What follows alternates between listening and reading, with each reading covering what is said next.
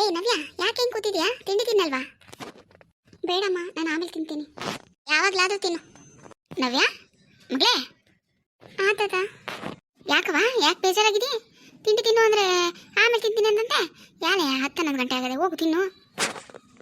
ತಾತ, ಹೊಟ್ಟೆಗೆ ತಿಂಡಿ ತಿನ್ನೋದಕ್ಕಿಂತ ಪ್ರೀತಿ ವಿಶ್ವಾಸನೇ ಮುಖ್ಯ ಅಲ್ವಾ ತಾತ?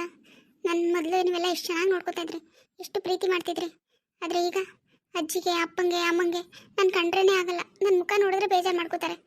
ಏನೋ ಮದುವೆ ಆಗಿ ಹೊಸದು ಕರ್ಕೊಬರ್ಬೇಕಲ್ಲ ಅಂತ ಅಮ್ಮ ನನ್ನ ಬಂದು ಅಜಯ್ ಮನೆಯಿಂದ ಕರ್ಕೊಂಡು ಬಂದರು ಅಷ್ಟೇ. ಅಷ್ಟು ಬಿಟ್ಟರೆ ಅವ್ರಿಗೆ ನನ್ನ ಮೇಲೆ ಯಾವ ಪ್ರೀತಿನೂ ಇಲ್ಲ ತಾತ. ಮೊದಲು ಥರ ಪ್ರೀತಿ ಮಾಡೋದು ನೀವು ಒಬ್ಬರೇ. ನಂಗೆ ತುಂಬ ಬೇಜಾರಾಗುತ್ತೆ ತಾತ. ನಾನು ಇಲ್ಲಿ ಬರಬಾರ್ದಿತ್ತು ಅನ್ನಿಸ್ತಿದೆ. ಇಲ್ಲಿಗಿಂತ ಆ ಅಜಯ್ ಮನೆಯೇ ಎಷ್ಟೋ ವಾಸಿ ಆಗಿತ್ತು.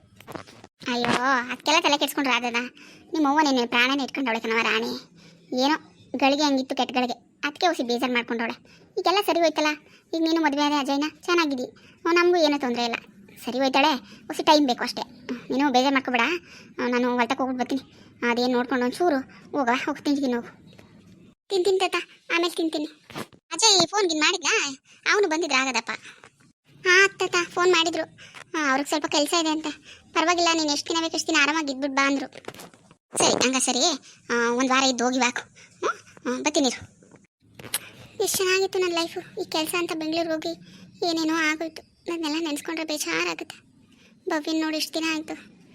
ನಂದಿನಿ, ವರುಣ್ ಅವ್ರನ್ನೆಲ್ಲ ಮೀಟ್ ಮಾಡಿ ಎಷ್ಟು ದಿನ ಆಯಿತು. ಅವರೆಲ್ಲ ಹೇಗಿದ್ದಾರೋ ಅನ್ನೋದು ಗೊತ್ತಿಲ್ಲ. ಯಾವಾಗಲೂ ಒಂದು ಸತಿ ಫೋನ್ ಮಾಡಿ ಮಾತಾಡ್ತೀನಿ ಅಷ್ಟೆ. ಅವ್ರನ್ನೆಲ್ಲ ನೋಡಬೇಕು, ಆದರೆ ಏನು ಮಾಡೋದು?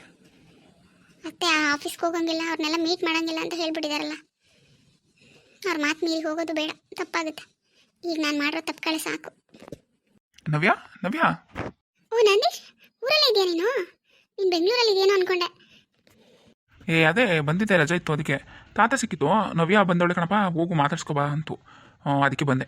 ಏನು ಸಮಾಚಾರ? ಯಾವಾಗ ಬಂದೆ? ನಿಮ್ಮ ಯಜಮಾನ್ರು ಬಂದಿಲ್ವಾ? ಇಲ್ಲ ನಂದೀಶ್, ಅಜಯ್ಗೆ ಸ್ವಲ್ಪ ಕೆಲಸ ಇದೆ, ಬಂದಿಲ್ಲ. ಓ ಹೌದಾ? ಹಿಂಗೋ ಆರಾಮಾಗಿದ್ದು ಹೋಗು ಒಂದು ಸ್ವಲ್ಪ ದಿನ. ಕೂತ್ಕೋ. ಮತ್ತೆ ನವ್ಯ, ಹೆಂಗಿದೆ ಲೈಫು? ಚೆನ್ನಾಗಿದೆಯಾ ಈಗ ಅಜಯ್ ಜೊತೆ? ಹೇಗೆ ನೋಡ್ಕೋತಾನೆ ಅಜಯ್? ಒಳ್ಳೆ ಹುಡುಗ ಅಂತ ಕೇಳಿದ್ದೀನಿ. ಭವ್ಯನೂ ಹೇಳ್ತಾ ಇದ್ಲು. ಮತ್ತೆ ಭವ್ಯ ಅವ್ರನ್ನ ಯಾರು ಮೀಟ್ ಮಾಡಿಲ್ವಾ ನೀನು? ಅವಳು ಬೇಜಾರು ಮಾಡ್ಕೋತಾ ಇದ್ಲು ನೆನ್ನೆ ಫೋನ್ ಮಾಡಿ. ನವ್ಯನೂ ನಾನು ನೋಡೇ ಇಲ್ಲ, ಎಷ್ಟೋ ದಿನ ಆಗೋಯ್ತು ಅಂತ. ಚೆನ್ನಾಗಿದ್ದೀನಿ. ಅಜಯ್ ಚೆನ್ನಾಗಿ ನೋಡ್ಕೋತಾನೆ, ಅವ್ರ ಮನೆಯವರು ಚೆನ್ನಾಗಿ ನೋಡ್ಕೋತಾರೆ, ಏನು ತೊಂದರೆ ಇಲ್ಲ. ಆದರೆ ಅವ್ರನ್ನ ಯಾರನ್ನೂ ಮೀಟ್ ಮಾಡಬೇಡ ಅಂತ ಅತ್ತೆ ಸ್ಟ್ರಿಕ್ಟಾಗಿ ಹೇಳ್ಬಿಟ್ಟಿದ್ದಾರೆ ಕಣೋ. ಆ ಆಫೀಸ್ಗಂತೂ ಹೋಗಲೇಬಾರ್ದು, ಅವ್ರನ್ನ ಯಾರನ್ನೂ ನೀನು ಮೀಟ್ ಮಾಡಬಾರ್ದು ಅಂತ ಹೇಳ್ಬಿಟ್ಟಿದ್ದಾರೆ. ಹಾಗಾಗಿ ನಾನು ಅವ್ರನ್ನ ಯಾರನ್ನೂ ಮೀಟ್ ಮಾಡೋಕ್ಕೆ ಹೋಗಿಲ್ಲ. ನಿನಗೆ ಗೊತ್ತಲ್ಲ ನಂದೀಶ್, ಮೊದಲೇ ಇಷ್ಟೆಲ್ಲ ಆಗಿದೆ. ಮತ್ತೆ ನಾನು ಅವ್ರನ್ನ ಮೀಟ್ ಮಾಡಿ ಅತ್ತೆ ಗೊತ್ತಾಗಿ ಮತ್ತೇನೋ ಪ್ರಾಬ್ಲಮ್ ಆದರೆ ಅದಕ್ಕೆ ಭಯ ನನಗೆ. ನಿನಗೆ ಗೊತ್ತಲ್ಲ, ಇಲ್ಲೇ ಅಮ್ಮ, ಅಪ್ಪ, ಅಜ್ಜಿ ಯಾರು ನನ್ನ ಜೊತೆ ಸರಿಯಾಗಿ ಮಾತಾಡ್ತಾನೆ ಇಲ್ಲ. ತಾತನ ಬಿಟ್ಟರೆ ಅವ್ರು ಯಾರು ನನ್ನ ಚೆನ್ನಾಗಿ ನೋಡ್ಕೊತಾನೂ ಇಲ್ಲ, ಮಾತಾಡಿಸ್ತಾನೂ ಇಲ್ಲ. ಇಲ್ಲೇ ಇಷ್ಟೆಲ್ಲ ಆಗಿದೆ, ಮತ್ತೆ ಇನ್ನೇನೋ ರಿಸ್ಕ್ ತೊಗೊಳಕ್ಕೆ ನಂಗೆ ಇಷ್ಟ ಇಲ್ಲ. ಅದಕ್ಕೆ ಸುಮ್ಮನೆ ಆಗಿದ್ದೀನಿ.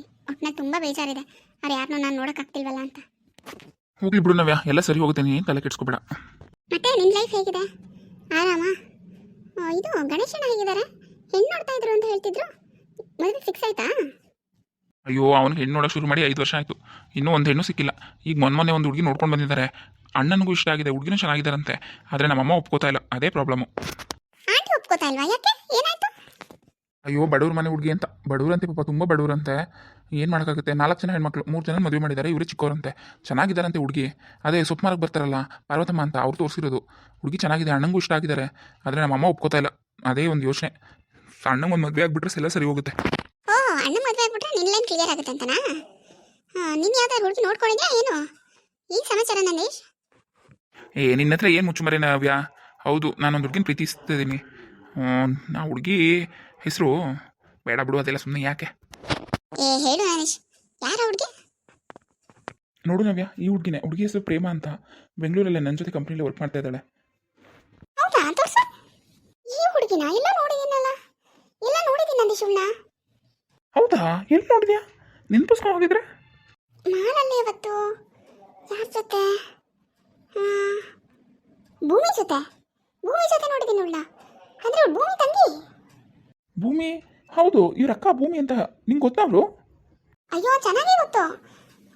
ನಮ್ಮ ಅಜ್ಜಿ ಇಲ್ವಾ, ಸಾರಿ ನಮ್ಮ ಅತ್ತೆ ಇಲ್ವಾ, ಅಂದರೆ ನಮ್ಮ ಯಶೋಧ ಅತ್ತೆ ಇಲ್ವಾ, ಅವ್ರ ಸೊಸೆ ಭೂಮಿ. ನಮ್ಮ ಅವಿನಾಶನ್ ಮದುವೆ ಆದ್ರಲ್ಲ, ಅವರೇ ಭೂಮಿ. ಅವ್ರ ತಂಗಿನೇ ತಾನೇ ಇವರು. ನಾನು ಅವ್ರ ಜೊತೆ ನೋಡಿದ್ದೀನಿ ಮಾಲಲ್ಲ ಅವತ್ತು. ಓಹೋ, ರಿಲೇಟಿವ್ ಹಂಗಾದ್ರೆ ನಮಗೆ. ಒಳ್ಳೇದಾಯ್ತು ಬಿಡು.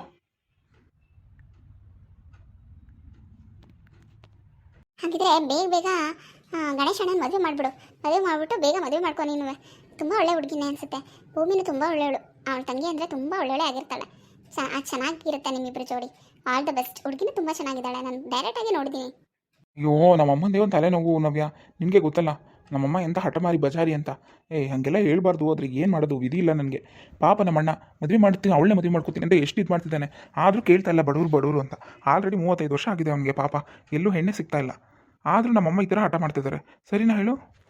ನೀನು ಒಪ್ಸು. ಗಣೇಶ್ ಅಣ್ಣನ ಮಾತಂತೂ ಆ ಆಂಟಿ ಕೇಳಲ್ಲ, ನಂಗೆ ಗೊತ್ತಿದೆ. ನೀನು ಒಪ್ಸ್ಬೋದಲ್ವಾ? ನೀನು ಮತ್ತು ಅಂಕಲ್ ಸೇರಿ ಒಪ್ಕೋತಾರೆ. ಚೆನ್ನಾಗಿದ್ರೆ ಹುಡುಗಿ ಮದುವೆ ಮಾಡ್ಕೊಳ್ಳಿ. ಬಡವರಾದರೆ ಏನು ಮಾಡೋಕ್ಕಾಗತ್ತೆ ಪಾಪ. ಅವ್ರು ಬಡವರು ಹುಟ್ಟಬೇಕು ಅಂತ ಕೇಳ್ಕೊಂಡು ಬಂದಿರ್ತಾರೆ ಹೇಳು. ಹಂಗಂತ ಅವ್ರಿಗೆ ತುಂಬ ಬೇಜಾರು ಮಾಡಬೇಡಿ ಅಷ್ಟೇ. ನೋಡೋಣ. ಅಣ್ಣಂದು ಹೆಂಗೋ ಆದರೆ ಸಾಕು. ಆಮೇಲೆ ನಂದು ಅಯ್ಯೋ ದೇವ್ರೆ, ನಮ್ಮಮ್ಮಗೆ ಏನಾದರೂ ಈ ವಿಷಯ ಗೊತ್ತಾದರೆ ಅಷ್ಟೇ ಕೊಲೆನೇ ಮಾಡಿಬಿಡ್ತಾರೆ ನನ್ನ. ಆಂಟಿ ಕಂಡ್ರೆ ಎಷ್ಟು ಭಯ ಅಲ್ವಾ ನಿಮಗೆಲ್ಲ? ಅಯ್ಯೋ ದೇವ್ರೆ, ಸಾಕಾಗೋಗುತ್ತೆ ನವ್ಯ. ನೋಡೋಣ ಬಿಡು ಏನಾಗುತ್ತೆ ಅಂತ. ಫಸ್ಟ್ ನಮ್ಮ ಅಣ್ಣಂದು ಆಗಲಿ, ಆಮೇಲೆ ತಾನೇ ಅದ್ರ ಬಗ್ಗೆ ಯೋಚನೆ. ಆದರೆ ಇನ್ನೊಂದು ಏನು ಗೊತ್ತಾ ನವ್ಯ, ಅವ್ರ ಅಕ್ಕ ಆಗಿ 2 ವರ್ಷ ಅಂತ ಇತ್ತಂತಲ್ಲ ಮದುವೆ ಆಗಿ. ಹುಡುಗೂ ಮದುವೆ ಮಾಡಬೇಕು ಅಂತ ಹುಡುಗನ ಕಡೆ ನೋಡ್ತಾ ಇದ್ದಾರಂತೆ. ಅವಳು ಬೇರೆ ಹಿಂಸೆ ಮಾಡಿದ್ದಾಳೆ ನನಗೆ. ಆದರೆ ನಮ್ಮಮ್ಮ ನಮ್ಮ ಅಣ್ಣಂದೇ ಮಾಡ್ತಾ ಇಲ್ಲ. ಇನ್ನು ನಂದು ಹೆಂಗೆ ಮಾತಾಡಲಿ ನಾನು ಹೇಳು? ತಲೆ ಕೆಟ್ಟೋಗಿದೆ ನನಗೆ. ಇನ್ನೊಂದು ಸ್ವಲ್ಪ ದಿನ ವೆಯ್ಟ್ ಮಾಡು ಅಂತ ಹೇಳು ಅಷ್ಟೇ. ಇನ್ನೇನು ಮಾಡೋಕ್ಕಾಗತ್ತೆ? ಹೇಗಾದರೂ ಮಾಡಿ ಬೇಗ ಈ ವರ್ಷ ಅಣ್ಣನ ಮದುವೆ ಮಾಡಿಬಿಡು. ನೀನೇ ಒಪ್ಸು. ಆ ಹುಡುಗಿನೇ ಚೆನ್ನಾಗಿದೆ ಅಂದರೆ ಆ ಹುಡುಗಿನೇ ಮದುವೆ ಮಾಡ್ಕೊಳ್ತಾರೆ. ಒಪ್ಸ್ಬಿಟ್ಟು ಅಣ್ಣನ ಮದುವೆ ಮಾಡಿಬಿಡು. ಆಮೇಲೆ ನಿನ್ನ ಲೈನ್ ಕ್ಲಿಯರ್ ಆಗುತ್ತೆ ಅಷ್ಟೇ. ಹೌದು, ನನಗೀಗ ಅದೊಂದೇ ದಾರಿ ಇರೋದು. ಸರಿ ನವ್ಯ, ಆಯಿತು ಹೊರಡ್ತೀನಿ. ಅಮ್ಮ ಅಂತೂ ನವ್ಯಾರ ಮನೆಗೆ ಹೋಗ್ತೀನಿ ಅಂದರೆ ಬೈತದೆ. ಅದೇನು ಅದು ನವ್ಯನ ಮನೆಗೆ ಹೋಗ್ತೀನಿ ಅಂತ ಹೋಗೋದು ನೀನು ಅಂತ. ಎಲ್ಲಿಗೂ ಹೋಗ್ಬಾರ್ದು ನಮ್ಮ ಅಮ್ಮಗೆ. ಮನೆ ಕೆಲಸ ಬೇಕಾದ್ರೆ ಮಾಡಿಕೊಡು ಅಂದರೆ ಮಾಡಿಸ್ಕೊಬಿಡ್ತಾರೆ. ಸರಿ ನವ್ಯ, ಹೊರಡ್ತೀನಿ ನಾನು. ತಿಂಡಿ ತಿಂತ ನೀನು? ತಿಂತೀನಿ. ಈಗ ನೀನು ತಿಂದ? ಬಾ ಇಬ್ರು ಒಟ್ಟಿಗೆ ತಿನ್ನೋಣ. ಅಯ್ಯೋ ಇಲ್ಲ, ಅಮ್ಮ ಬೆಳಗ್ಗೆನೇ ತಿನ್ಸಿದ್ರು. ಸರಿ ನಾನು ಹೊರಡ್ತೀನಿ ನವ್ಯ. ಮುಂದೆ ಏನಾಗುತ್ತೆ ನಿಂಗೆ ಅಪ್ಡೇಟ್ ಮಾಡ್ತೀನಿ. ನಿಂಗೆ ಯಾವಾಗ ಹೊರಡೋದು ನೀನು? ನಾನು ಇನ್ನೂ ಒಂದು ವಾರ ಇರ್ತೀನಿ. ಹೌದಾ, ಸರಿ ಆಯಿತು. ಸರಿ ಬರಲಾ? ಬಾಯ್. ಆದರೂ ರತ್ನ ಆಂಟಿನ ಯಾರು ಎದುರಾಕೊಳ್ಳೋಕ್ಕಾಗಲ್ಲಪ್ಪ. ಅವರು ಅಷ್ಟು ಡಾಮಿನೇಟ್ ಯಾರೂ ಇಲ್ಲ. ನೋಡೋಣ ಏನಾಗುತ್ತೋ ಏನೋ. ದೇವರೇ ಕಾಪಾಡಬೇಕು ಇವ್ರನ್ನೆಲ್ಲ. ಹಾಯ್ ಫ್ರೆಂಡ್ಸ್, ಎಲ್ಲರೂ ಹೇಗಿದ್ದೀರಾ? ಎಲ್ಲರೂ ಚೆನ್ನಾಗಿದ್ದೀರಾ ಅನ್ಕೋತೀನಿ. ನನ್ನ ವೀಡಿಯೋಸ್ ಎಲ್ಲ ನೋಡ್ತಾ ಇದ್ದೀರಾ, ಸಪೋರ್ಟ್ ಮಾಡ್ತಾ ಇದ್ದೀರಾ. ತುಂಬ ಥ್ಯಾಂಕ್ಸ್. ದಯವಿಟ್ಟು ಇದೇ ಥರ ಸಪೋರ್ಟ್ ಮಾಡಿ, ಲೈಕ್ ಮಾಡಿ, ಕಮೆಂಟ್ಸ್ ಮಾಡಿ. ಇಷ್ಟ ಆಗಿದ್ರೆ ಹಾಗೆ ದಯವಿಟ್ಟು ಸಬ್ಸ್ಕ್ರೈಬ್ ಮಾಡ್ಕೊಳ್ಳಿ ಫ್ರೆಂಡ್ಸ್. ಯಾರು ಸಬ್ಸ್ಕ್ರೈಬ್ ಆಗ್ತಿಲ್ಲ, ಬೇಜಾರಾಗ್ತಿದೆ. ದಯವಿಟ್ಟು ಸಬ್ಸ್ಕ್ರೈಬ್ ಮಾಡ್ಕೊಂಡು ವೀಡಿಯೋಸ್ ನೋಡಿ. Thank you.